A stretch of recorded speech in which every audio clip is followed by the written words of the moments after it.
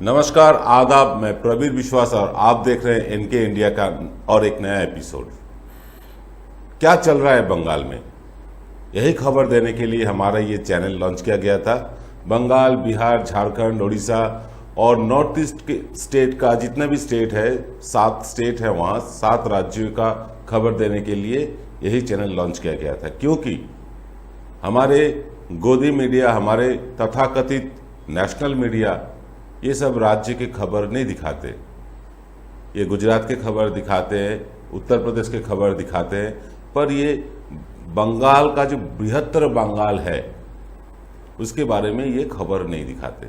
आज वही खबर आपके सामने लाए हैं।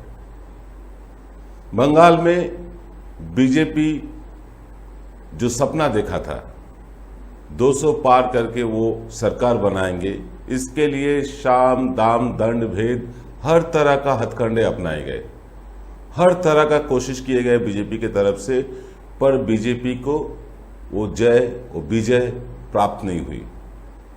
200 सीटों का सपना देखने वाला पार्टी को सिर्फ 77 सीट में सिमटना पड़ा। बस यही झटका वो बर्दाश्त कर नहीं पा रहे। बंगाल के लोग इनको नकारा है, बंगाल के लोग इनको पसंद नहीं किया है। ये गुस्सा अभी बंगाल के लोगों के ऊपर दिखाना चाहते हैं। पहले तो बोला गया था कि राष्ट्रपति शासन जारी किया जाएगा, गवर्नर रूल जारी होगा, पर जब देखा कि गवर्नर रूल जारी करना इतना आसान नहीं है, सुप्रीम कोर्ट में इनको फटकार मिल सकता है, फिर ये हट गए। राष्ट्रपति शासन से ये पीछे हट गए। ये हाथ धो के पड़ गए आलापन बंदोपाध्याय के पीछे। ये आलापन बंदोपाध्याय कौन है? ये आलापन बंदोपाध्याय पश्चिम बंगाल सरकार के मुख्य सचिव थे, जिनका पिछले 30 तारीख जो रिटायर होने वाले थे और उसके एक दिन पहले हमारे प्रधानमंत्री जी बंगाल का दौरा किए। बंगाल दौरा में वो मुख्य सचिव और मुख्यमंत्री को मिलने के लिए बोले। वो लोग मिलने गए भी, पर मुख्य सचिव और मुख्यमंत्री, दूसरा प्रोग्राम पहले से फिक्स था उनका, इसीलिए वो दूसरे जगह चले गए। तो हमारे प्रधान सेवक जी गुस्सा हो गए। अब गुस्से में लाल होकर वो क्या किए? पहले तो आलापन बंदोपाध्याय को नोटिस भेजे, फिर उनके अगेंस्ट में कार्रवाई करने का धमकी दिए। पर 30 तारीख आलापन बंदोपाध्याय का जो नौकरी है IAS का, वो नौकरी का आखिरी दिन था। 1 तारीख से पश्चिम बंगाल सरकार में फिर सलाहकार के हिसाब से वो ज्वाइन कर लिए। आलापन बंदोपाध्याय को जब काबू में कर नहीं पाए तो इनका नया एक खेल तमाशा चालू हुआ बंगाल में कि बंगाल को फिर टुकड़ा किया जाएगा। जो टुकड़े टुकड़े गैंग का बात ये कहते थे दिल्ली में बैठ के, वही टुकड़े टुकड़े गैंग बंगाल में आ चुके हैं। इनका सांसद जॉन बार्ला, इनका सांसद सौमित्र खान बंगाल को 3 हिस्सों में बांटना चाहते हैं। अब सोचिए, बंगाल को ये बांटना चाहते हैं और बंगाल को ये हमेशा, बंगाल के मुख्यमंत्री बंगाल के जनता को हमेशा एक प्रेशर में रखने का गेम चालू किया। क्योंकि ममता बनर्जी ने धीरे धीरे अपना संगठन पश्चिम बंगाल के बाहर भी फैलाना शुरू कर दिए, खासकर त्रिपुरा, मिजोरम, बिहार, उड़ीसा, ये सब राज्यों में, कुछ हद तक उत्तर प्रदेश। बस इसी में डर गए हमारे प्रधान सेवक जी, डर गए हमारे गृह मंत्री जी। ये अभी जो राजनीति कर रहे हैं, ये प्रतिहिंसा का जो राजनीति चल रहा है बंगाल के साथ, पूरा देश देख रहा है। कभी जगदीप धनखड़ राज्यपाल को लेके, कभी शुभेंदु अधिकारी विरोधी दल नेता को लेकर, कॉन्फिडेंस में लेकर ये बंगाल को अस्त व्यस्त करना चाहते हैं। पर बंगाल के लोग ऑलरेडी मतदान कर चुके हैं तृणमूल कांग्रेस के पक्ष में, ममता बनर्जी के फेवर में। 213 आसन का भारी विजय इनको मिला। ये सरकार को उखाड़ के फेंकना इनके बस का बात नहीं है।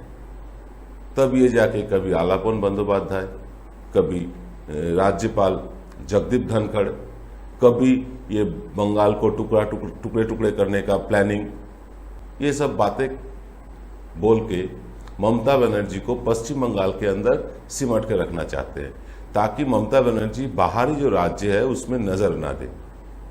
ऑलरेडी ममता बनर्जी के सलाहकार पीके प्रशांत किशोर पूरा भारतवर्ष का जो विरोधी है उनको इकट्ठा करने में जुटे हैं। बस इसी का चिंता है हमारे प्रधान सेवक जी और गृह मंत्री जी का।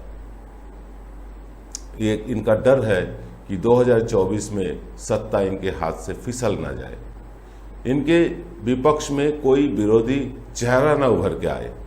पिछला दो चुनाव में आप लोग देखे थे कि कांग्रेस मेन मुद्दा से हट गए थे। राहुल गांधी प्रधानमंत्री होने का इतना बड़ा ख्वाब देखे थे ताकि वो जो गठबंधन है, गठबंधन में समय नहीं दिया, और जहां जहां राहुल गांधी प्रचार में गया वहां वो हारे। कांग्रेस भी हारे, उनका जो सहयोगी पार्टी थे वो भी हारे। मतलब राहुल गांधी को ये देश अभी एक्सेप्ट नहीं कर रहा है, ये कांग्रेस को समझना चाहिए। पर कांग्रेस तो कांग्रेस है, वो किसी का भी उनका पार्टी के लोगों के बात भी कहाँ कब सुने हैं। बस गांधी परिवार जो बोलेंगे वही आखिरी बात होगा। बस इसी के लिए, इसी कारण कांग्रेस धीरे धीरे धीरे धीरे खत्म होते जा रही है। पर जो हमारे जो लोकल पार्टीज है, आंचलिक जो पार्टीज है, वो पार्टी धीरे धीरे उभर के आ रहा है। आप देखिए ओडिशा में नवीन पटनायक, बंगाल में ममता बनर्जी, उस तरफ स्टालिन, इस तरफ तेजस्वी यादव, अखिलेश यादव, ये लोग धीरे धीरे उभर के आ रहे हैं। उद्धव ठाकरे का बात नाम मैं लेना चाहूँगा। सब धीरे धीरे उभर के आ रहे हैं। साथ में जुड़े हैं शरद पवार जैसे एक्सपीरियंस्ड लोग, फारूक अब्दुल्ला जैसे बहुत दिग्गज लोग। बस इसी कारण डर चुके हैं हमारे प्रधान सेवक और उनके कंपनी। जैसे तैसे ममता बनर्जी को रोकना है, जैसे तैसे ममता बनर्जी को आपने राज्य के अंदर ही व्यस्त करके रखना है, बिजी करके रखना है, ताकि वो दूसरे राज्य में पहुंच ना पाए। अब हमारे नजर रहेंगे इस पर कि 2024 अभी काफी दिन बाकी है। कैसे प्रशांत किशोर अपना सफलता प्राप्त करते हैं, कैसे ममता बनर्जी दूसरे राज्य में अपना संगठन विस्तार करते हैं, और नजर रहेगा इस पर कैसे हमारे प्रधान सेवक एंड कंपनी ममता बनर्जी को रोक पाता है। और आपका नजर रहे एनके इंडिया पर। आज तक इतना ही। जय हिंद।